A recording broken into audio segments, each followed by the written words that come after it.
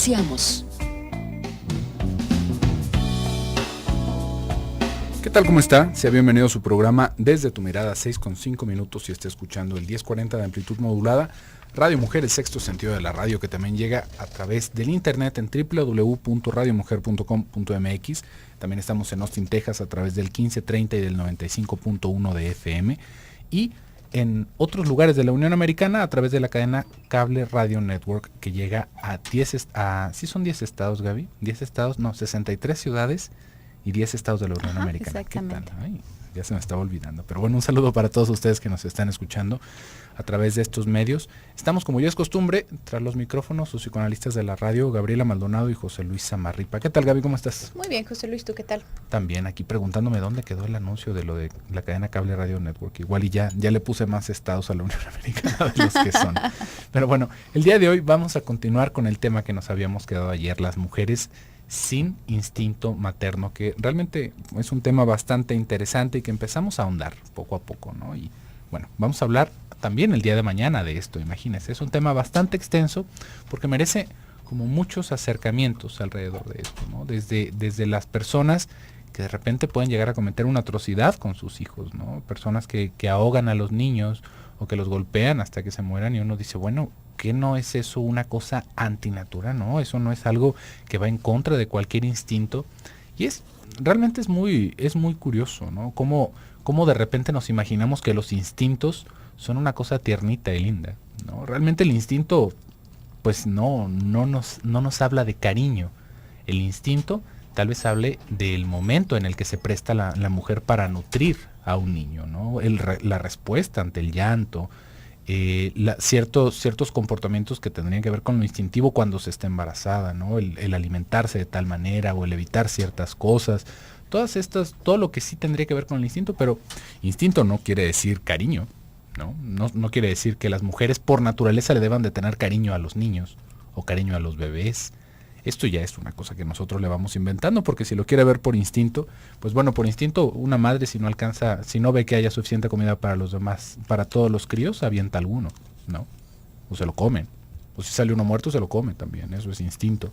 Se recupera la proteína, pero esto, si se fijan, no pasa con nosotros. Entonces, realmente es un tema escabroso si lo pensamos desde esta forma, ¿no? ¿Cuál sería el instinto materno? Pues un instinto materno no va mucho más allá de prestar una teta para que un bebé se alimente, ¿no? De cuidar ciertas necesidades básicas. ¿Qué sería esto? Que sería la alimentación, ¿no? Que sería el cuidado, el cobijo simplemente de estos seres. Y a veces ni siquiera eso. Pero nosotros ya vamos como poniéndole muchas flores alrededor a lo que sería el instinto materno. Y como instinto materno, de repente también vamos imaginando que las mujeres deberían de ser buenas criando hijos, ¿no? Y esto sí, definitivamente no entra dentro de esto. ¿Por qué? Porque es muy diferente lo que puede venir como instinto de crianza, ¿no? Un instinto en donde pues simplemente la vida animal continúa nada más con estos criaturitas a un lado que se les tiene que dar de comer de vez en vez. O cuando ya realmente estamos como en nuestra situación, en donde el instinto materno y el cuidado tiene que ver con introducir a este niño, a este nuevo ser, a la cultura. Eso es un paso gigantesco y totalmente distinto. Pero nos estábamos haciendo estas preguntas sobre por qué hay mujeres que no tienen este instinto materno, que no les viene. Creo que ya desde el instinto materno estamos planteados mal, ¿no? Ya estamos planteados con algo que no tendría tanto que ver con lo que estamos hablando en el programa de hoy, ¿no? Porque hay mujeres que no tienen el deseo, ahí sí nos vamos a plantar en algo psíquico, porque hay mujeres que no sienten el deseo de tener hijos. Eso sería ya como un paréntesis, un entrecomillado muy psicoanalítico, ¿no? Y porque ya estamos hablando de deseo, porque el instinto ya lo apachurramos con cualquier cantidad de maquillaje y de ropa y de cultura, por estar pensando en otras cosas. Ahí ya entra este nuevo factor que es el deseo.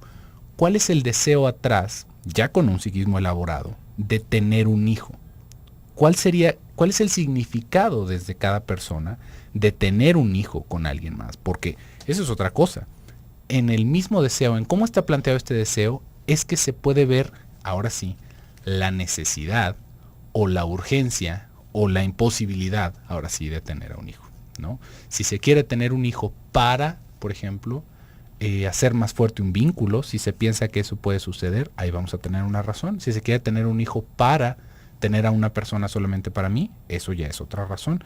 Si queremos tener un hijo para que nos sostenga, para que nos dé cuidado, para que cuando nosotros estemos viejos nos cuide, eso es otra cosa. Y ahí es en donde ya entramos en las particularidades de cada uno de nosotros. Porque hay mujeres, ahora sí, que no tengan el deseo de tener un hijo. O porque hay mujeres que el deseo que tienen de tener un hijo se ve frustrado por la realidad. Así es.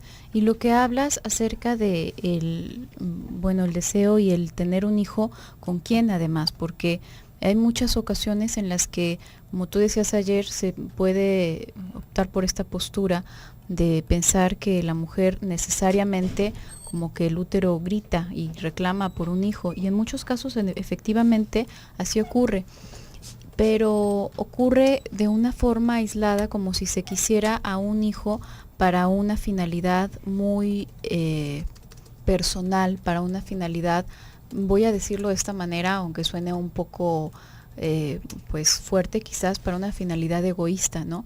Realmente el plantearse desde antes, desde como la cuna que se va creando para esta persona, habría que pensar con quién se tiene ese hijo, con quién se desea tener ese hijo en caso de que existe el deseo.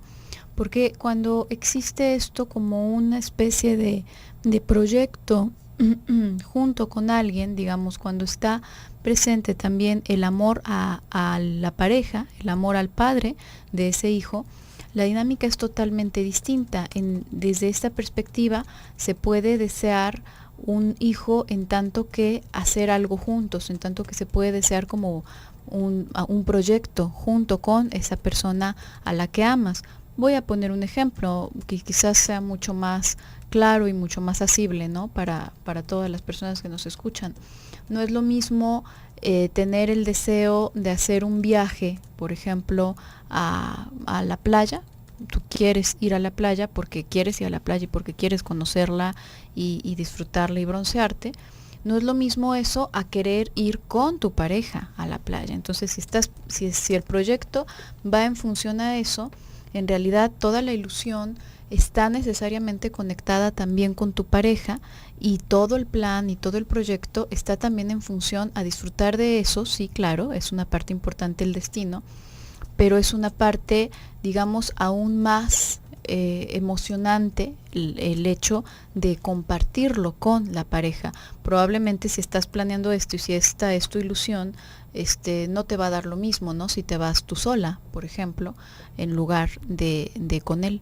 Entonces, esto, digo, lo pongo en la ilusión en algo mucho más inmediato y mucho más fácil de pensar o de imaginarse.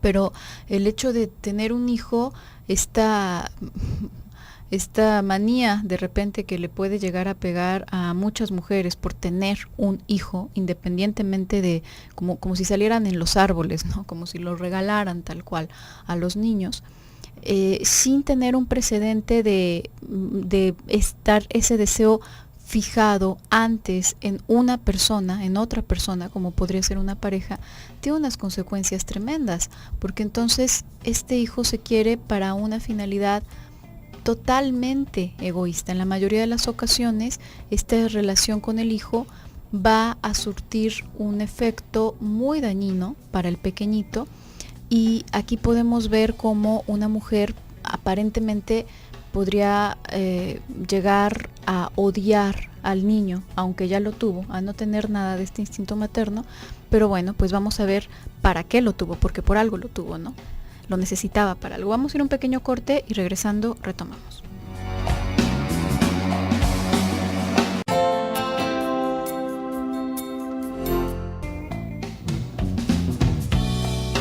Y continuando con este tema, ¿no? Las mujeres sin instinto materno. ¿Qué va pasando? Tú ibas mencionando algo, Gaby, sobre cuál es el deseo de tener a los hijos cuando se les lastima, que es una cosa muy interesante, ¿no? Pero pensando un poquito antes de eso, ¿de dónde surge el deseo, para empezar, de tener a un hijo? En algún momento, y más de en algún momento, hemos hablado sobre toda la etapa edípica en el desarrollo de la personalidad, ¿no? En el momento en el que uno se empieza a identificar, se empieza a saber hombre o mujer, ¿no? Y cómo se van haciendo esta serie de identificaciones. Dentro de esa serie de identificaciones podemos encontrar una distinción muy específica entre hombres y mujeres. Si se acuerda sobre todo lo que hablamos alrededor, por ejemplo, de la envidia del pene, de cómo se va conceptualizando esto desde el psicoanálisis, bueno, si no se acuerda, igual y le suena un tanto extraño, voy a intentar hacer un resumen al respecto. Cuando nosotros vamos creciendo, de alguna manera nos estamos intentando explicar qué es lo que nos hace que nos quieran los demás. Esto por ponerle un resumen muy cortito. ¿Qué es lo que hace que mamá quiera a papá? ¿Por qué? ¿Por qué están juntos? ¿Por qué me quieren a mí? ¿Por qué no me quieren a mí? Y en todas esas explicaciones vamos a hacer un sinfín de teorías infantiles. Una de tantas tiene que ver con la diferencia anatómica en nosotros, ¿no? Por ejemplo, una niña puede llegar a pensar que alrededor de este órgano que ella no posee puede venir todo el significado de poder, ¿no? Y de alguna manera esto es parte de nuestra cultura, ¿no? Esta idea como falocéntrica, ¿no? Pero falocéntrica no quiere decir penecéntrico, ¿eh? Esto es una cosa, esto es una mala concepción de la teoría. No quiere decir que todo gira alrededor del genital masculino, sino de la idea de poder y de cómo de alguna forma se va transmitiendo dentro de esta cultura que el poder lo van a tener los hombres, y ahí es en donde viene la explicación. Pero ¿por qué los hombres? ¿Por qué los hombres podrían tener esta parte de responsabilidad o de poder que la mujer no tiene? Y ahí es en donde se hace toda esta explicación. Imagínense, todo esto alrededor de una teoría infantil de cómo se van formando las relaciones humanas. En ese momento, la niña se da cuenta de que está en falta de esto, y el niño se da cuenta de que lo puede perder, ¿no? De que puede perder ese órgano tan maravilloso que de alguna manera se le justifica este significado. La niña, a diferencia del niño, no va a tener esta idea de perder esa parte, de perder ese momento, como ese cariño, tal vez, si lo quisiéramos poner. Esto se lo estoy resumiendo realmente mucho, porque si no se nos va a ir el programa en explicar esto. Pero la niña se da cuenta de que las mujeres tienen otra cosa que los niños no tenemos. Las mujeres pueden tener hijos, y los hombres no podemos procrear solos, ¿no? Ni las mujeres tampoco, pero está la fantasía de que de alguna manera la mujer hace bebés. Y ahí es en donde se puede llegar a centrar esta idea de la importancia de los niños. Esto como una de las alternativas. Está bien, yo no tengo pene, yo no soy hombre, pero yo voy a tener a un niño para mí. Yo voy a poder tener esto de alguien más. Esto que a mí de alguna manera me va a completar y me va a traer esto que de alguna forma se me negó.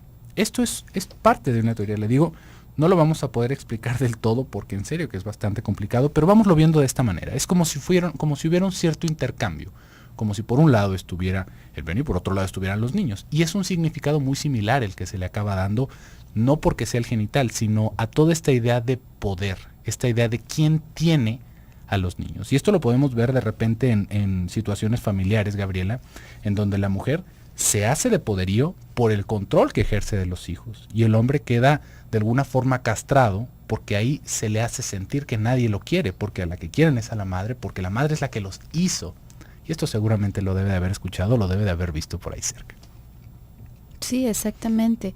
Y es que esta situación estoy pensando como en estas dos vertientes, ¿no? Por una parte, el hecho de pensar en un hijo implica pensar, si somos realistas, en una criatura totalmente indefensa, sumamente frágil, que va a depender 100% de ti, de cualquier otra persona que pueda ayudarte o que pueda asistirte, pero es absolutamente dependiente. Además, es una criaturita, por si fuera poco, exigente. Se dice que, bueno, la primera etapa de vida, la etapa oral, que es precisamente esta etapa de cuando cualquier persona es un bebé, es pasivo-receptiva, no puedes hacer nada absolutamente por ti mismo, por ti misma, pero necesitas muchísimas cosas, necesitas muchísimos cuidados y los exiges, ¿no? Es verdaderamente exigente.